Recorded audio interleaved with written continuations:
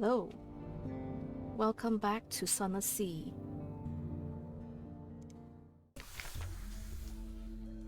Okay, we've arrived on Pigmote Isle on a lonely desert beach. There is no habitation in sight, no market, only an old rotting dock. A stretch of sand thickens into damp black earth from which sprout stunted palms? Not quite. Tall fungal growths with frond-like caps, as if someone had sculpted the idea of a tree from a mushroom. We'll disembark then, see what awaits you. War? As you step onto the quay, you hear clamor, shouts, and shooting. You can see, off in the distance, smoke rising from beyond the hill, and dots of fire flecking the horizon. Two tiny figures stand a little further down the quay, unmoving, as if awaiting your approach. Oh. A literary interlude. The following is an extract from the popular Diary of a Sea Captain, From London to Irem and What We Did There Before We Arrived. That's a long title. Washed ashore on Mutton Island and subsequently serialized in the Unexpurgated Gazette. Yes, the author's identity remains unknown. The Tale of Pigmote Isle, in which a delegation is made, a choice is presented, war is declared, a most singular treasure is sought by all, and a new empire is founded with tooth and claw. Okay. Chapter 1, The Delegation. Oh, this is really a book. The figures were rodents.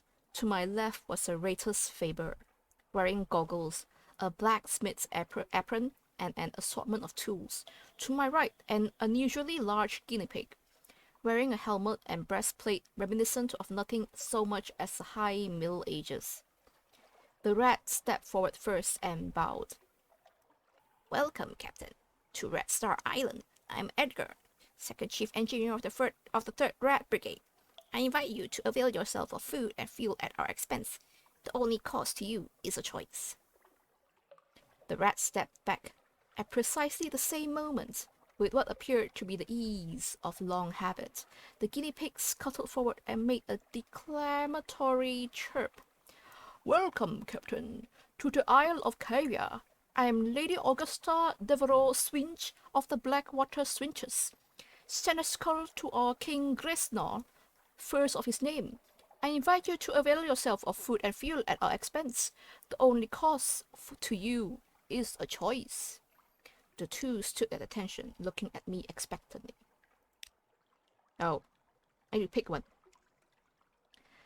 The two remarkable rodents sat, squatted, both seeking my support. I knew I had to choose carefully.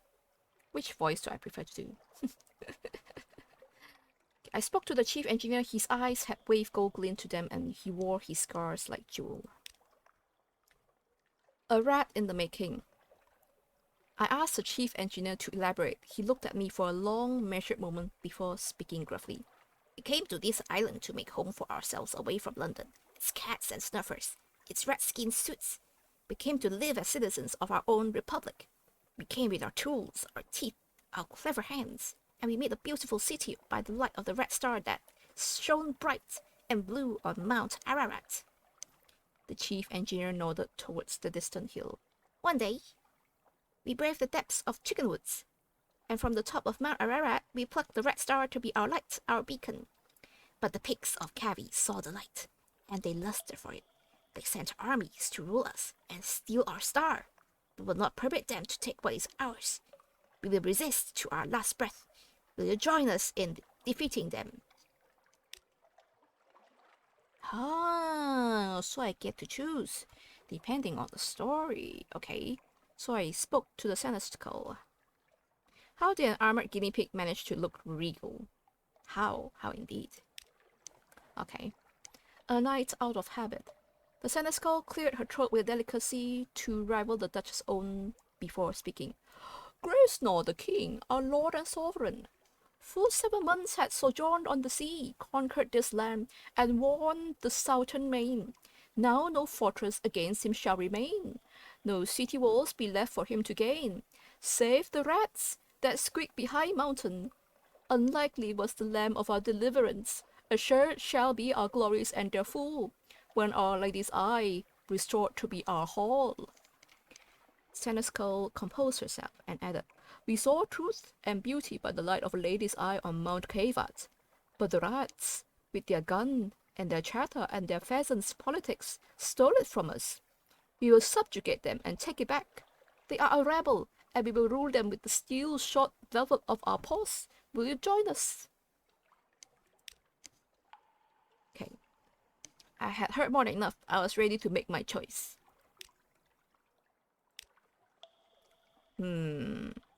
I sided with the chief engineer. He seemed grumpy but honest. Also, I know all too well what rat-made weapons can do. Oh.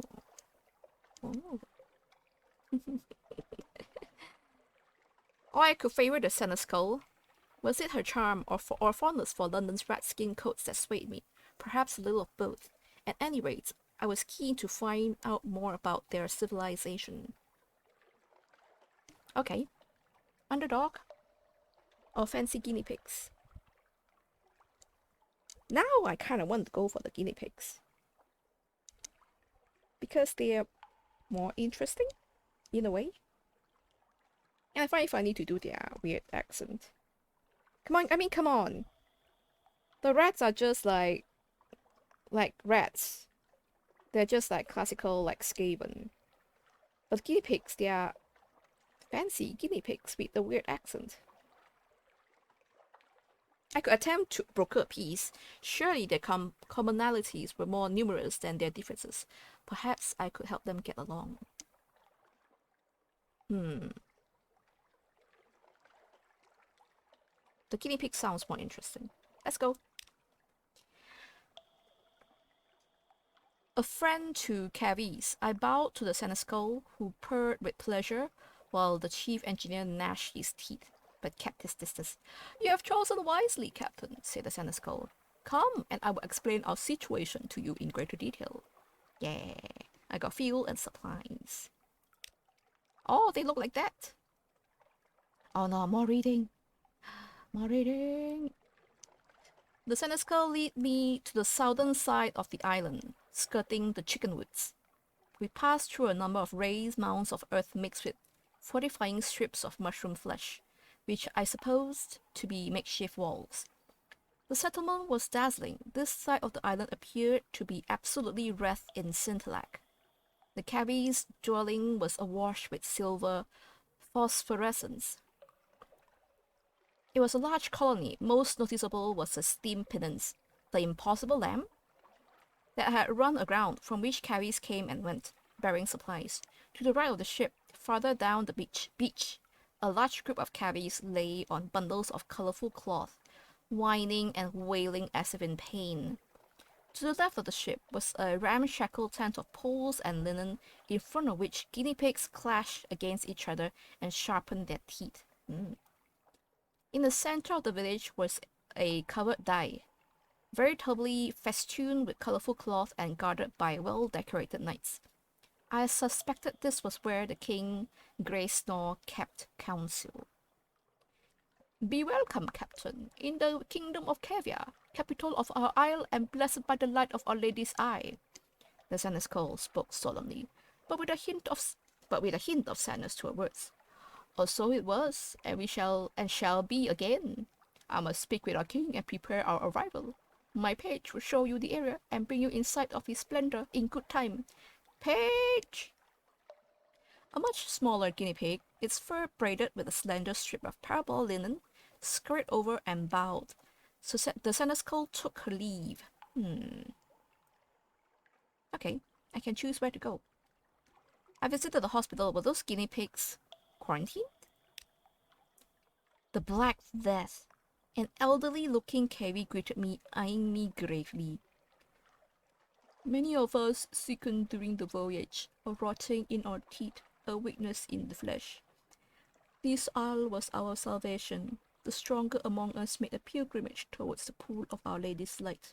And then, miracle of miracles, they were cured. They bathed in her. They drank her sweet waters, and the strong brought the weak to her in turn. Soon we were thriving again, bearing our children and raising them to love Our Lady's eye and see it in our deliverance. The elder looked sorrowfully at the sick under his care.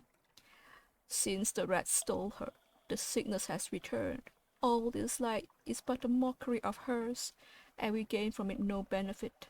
The only thing, the elder's ears and voice flattened in a hiss, that helps our condition is the flesh, the very hearts and livers of the rats who stole her from us. Okay. We can go to visit the steam pennants on the beach. Was this indeed the impossible lamp? Wasn't it reported overrun by rats? Apparently by guinea pigs. The page chittered while inspected the vessel. Rats! Never! The splendor of Cavia overtook this vessel.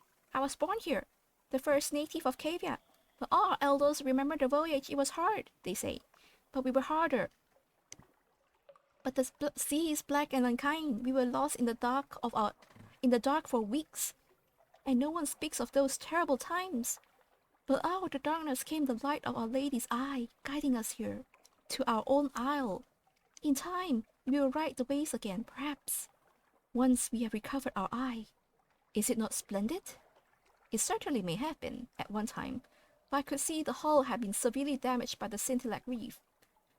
There was no way the Cavies could hope to repair it themselves. Whatever the page said, they were stranded here. That's sad.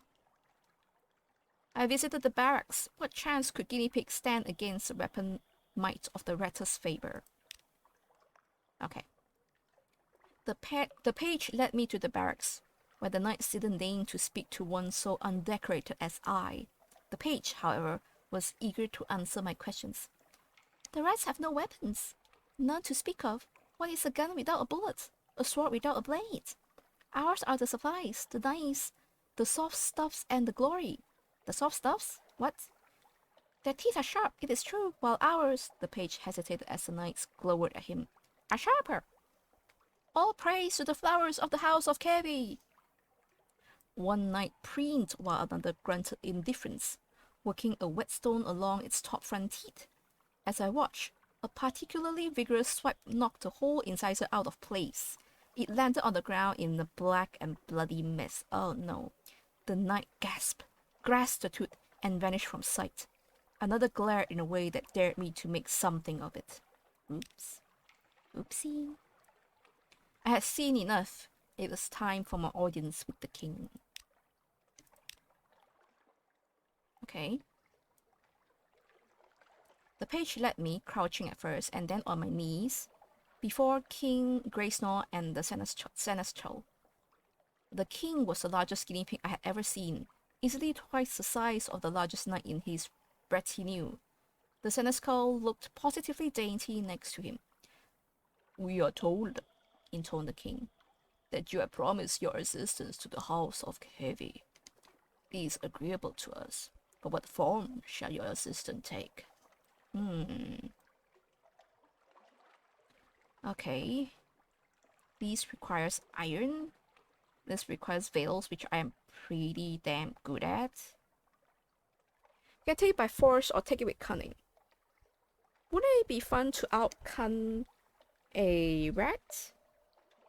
Perhaps that's what I would do. I plotted to steal the eye with cunning. One should use shadows to catch a light. The rats would not even know we had been there, probably. We have a 96% chance of success. It's a little bit lower than, it's 100% with iron, but what are the chances of getting the 4%? Right. This is also the way for less casualties. Let's go. Yay! Ships in the night. I spent a few hours scouting the rat's shoreline, determining the best point of approach. There, a cove thick with chicken wood, too small and a cramped for guards to fear the mooring of a boat. My crew rolled me towards a very nice edge of shadow cast by the blazing eye, and I carefully swam the rest. From shore it was an easy enough matter to pick my way through towards the settlement, and once I was within 20 feet of the eye, I sprinted. The rats shouted in alarm and scurried towards me, but my legs easily outpaced them. I smothered the eye in my wet clothing and bounded with it towards the boat, waiting in the shallows while the rats around me fired wildly into the sudden dimness, wailing their loss to the sea. The cavies rewarded me suitably on my return. Yay! Hail caviar! Okay. A lot of qualities. You again 10 feel nice. Okay. The rats were defeated. Caviar was triumphant. All that remained were the celebrations and the continuation of our voyage. Oh, how we feasted long into the night. Then,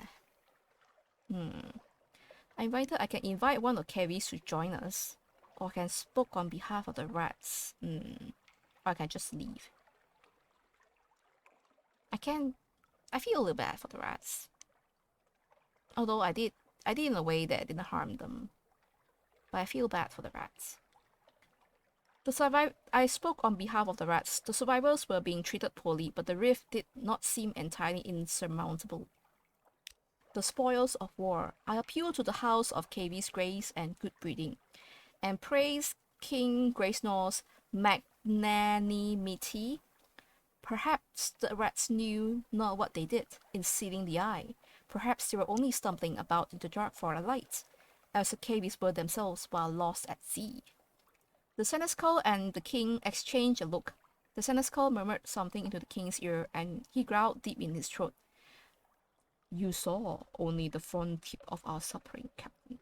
The rats must answer for every drop of noble blood spilled, and in kind, we require a great many hearts and livers to repair the health of our kingdoms. Our young shall eat their old, as is meet. The king's courtiers chittered appreciatively at his wordplay, while the knights separated the screaming young rats from the adults who had given up trying to fight.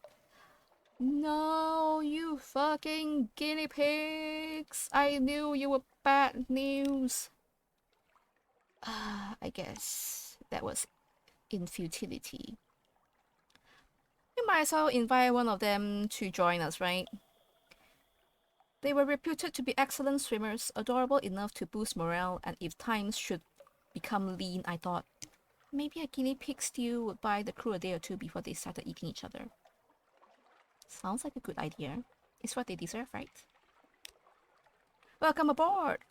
The seneschal, of course, couldn't abandon her duties, but she made certain my request was cried out in the village square. The page squeaked excitedly and sought permission from her to join my party. Oh, it's a page!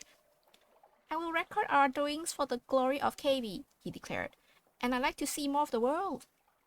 I waited for him to gather up some effects and say goodbye to his family before lifting anchor and setting off. I have a guinea page. That's cute. Okay, let's see then. We had eaten our fill and our business was concluded. It was time to continue our voyage and see what other wonders and terrors still await us. The end. There. You finish your diary entry and the final morsels of delicious rat flesh. The cavies line up to salute you as you leave the victory banquet, escorting you to your ship through the foundations of their new kingdom. And I have a report too. Nice. A new nation has been found. Hail Caviar, the rise of Pigmote Isle. Okay. That was an interesting story. Let's go over here and go back to Fallen London. We have a shit ton of fuel now. Let's go horizontal and see what isle is here. And then we'll head back.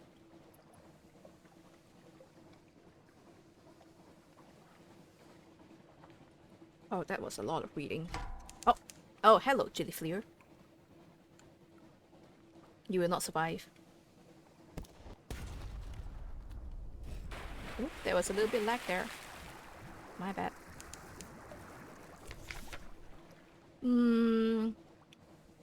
Jellyfleers and the jellyfleer, is it a young jellyfish? A lesser subspecies? Do the dreams of jellyfish become real? In any case, now it's a sad slick of goo dissolving into the sea. Scoop it up! Perhaps you can eat it. Better yet, perhaps your sailors can. Oh. Let it disperse. Watch its oil rainbow colors fade. I have never been to Beach. Oh, this means...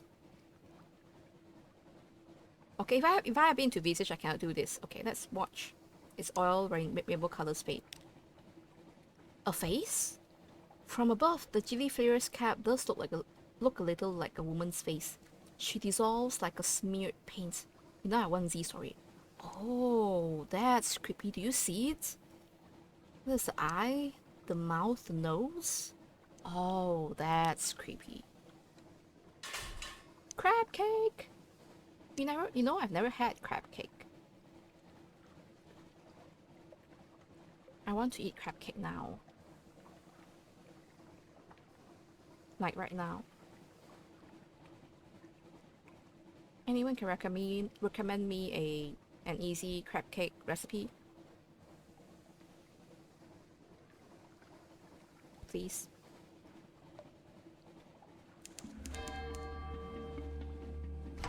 What? Oh, what? Oh, what's this? Pirate frigate? Okay, come. I will take a few shots, it's fine. But I will kill you in the meantime. You are going to regret this. There. But give me some good loot, please. Loot and scuttle her, yes. I have finished opening cache of curiosities, 1 supply and 1 field. Wait, a stout crate. Crates, the source of sustenance, the fundamental element of cargo. I have more fuel, nice. Okay, I guess that's fine. Wait, where am I? Oh, yes. What's this? The salt lions, yes. This is good. Okay, the salt lion is not too far from London.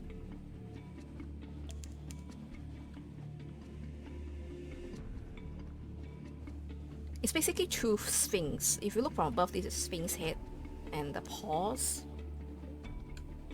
Zeal port. See, like it's supposed to be a sphinx head in front, but they have. We'll read the stories. There is a vast sorrow in their empty eyes. 2 basalt beasts, cathedral size. 2 basalt beasts, cathedral size. They frown eternally at each other across the black waves. The north one carries an encampment. Creeping human figures eat away at its features like rods. Picking. There's a supply dock below. I can visit the unmakers. It means they're taking it apart. That's why they're called unmakers. I can carry Sphinx stone to London. Salt rights. Oh.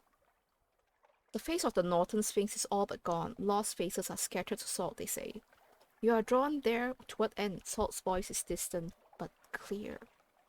But let's compile port report first. Notes for the Admiralty. Record the activities of the unmakers, such as they are right of stone and silence. Okay. Okay, we shall... Salt's rights? Okay. You are not defiant. Okay. Let's go, Salt's rights. Into the Z. Dive from the sphinx face down a clean arc into the Z's chilly darkness. Float there in the quiet until your lungs are bursting, until light blooms behind your eyes. Rise gasping to the prickle of fall stars, the shock faces of your crew. You've brought something with you. Mysterious? I've gained some terror. I've gotten Salt's attention. Oh, Salt's attention quality has gone. Oh, I now have extraordinary implication. That's good. What can I do? Carry Sphinx stone to London. 20 units of space. Nope, I only have 2 spades. I'm sorry. Okay, this will do for now. The Sphinx, the Sphinx stones are actually one of the best trade routes. You go from the Salt Lions back to London, but it's not unlimited. This is one of the best early game trade routes. But make sure you have a lot of like a space to carry them.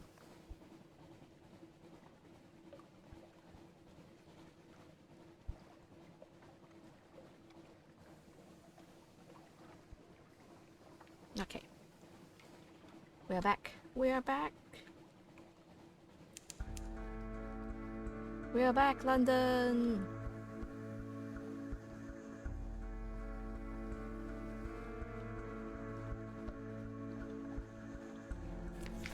Oh, what's this? The crawling stars. The lookout shouts far above. The false stars in the cavern roof are shifting. A rare and ominous event. What now? Record the change and assign name. If the new shape seems well omened, your crew may be cheered. Who knows? Eyes on deck. Forbid them to look. You can't really stop them, but you can at least discourage discussion. They won't like it, but it's safer. Let's try our luck. Oh, I'm lucky. Oh well. They are like the alarming pig. Pigs once in their size. It's always pigs. What's wrong with pigs? The bosun shakes a solemn head. Never ask about pigs at sea, he insists. Oh well. Oh well. It happens. That's the thing with 50-50 chance, isn't it? Oh, I just realized we're actually very low on supplies. Okay. Okay. This is indeed the end of our maiden voyage.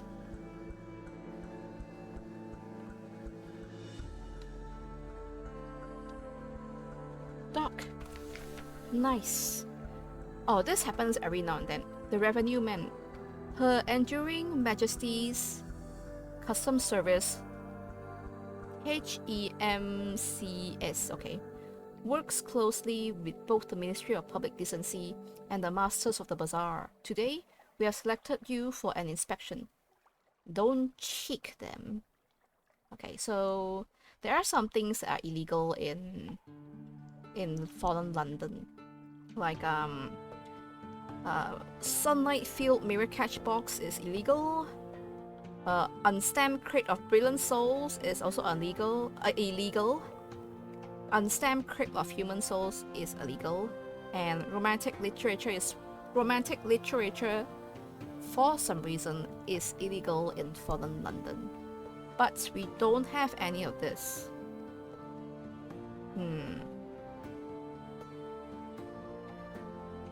So let them do their worst. Vexed and frustrated, they roam your deck like wolves. They tear through your belongings like termites. At last they leave. Yep. Because I have only fuel in my hold.